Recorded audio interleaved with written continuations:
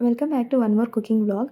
5 మినిట్స్‌లో simple and చాలా టేస్టీగా క్యాబేజీ కర్రీ ఎలా చేసుకోవాలో చూసేద్దామా? అండ్ ఈ కర్రీకి ఎక్కువ ఇంగ్రీడియెంట్స్ కూడా అవసరం లేదు. జస్ట్ క్యాబేజ్, ఆనియన్, పచ్చిమిర్చి ఉంటే చాలు. ఫస్ట్ క్యాబేజ్‌ని ముక్కలు ముక్కలుగా కట్ చేసిన తర్వాత ప్రెషర్ కుక్కర్‌లో సాల్ట్ యాడ్ చేసి, వాటర్ యాడ్ చేసి 1 విజిల్ వచ్చేంత వరకు ఉడకనివ్వాలి. ప్రెషర్ అంతా తీసిన తర్వాత వాటర్ పోయేలాగా డ్రైన్ చేసి పక్కన పెట్టుకోవాలి.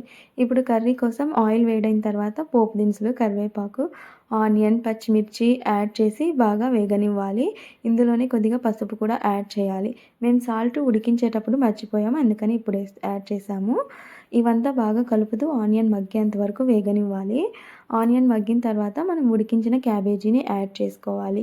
క్యాబేజీ అనేది ఓవర్ కుక్ అవ్వకూడదు. ఓవర్ కుక్ అయితే కర్రీ మొత్తం పేస్ట్ లాగా ముద్దలాగా వస్తుంది. సో కొద్దిగా తక్కువ ఉడికించాలన్నమాట.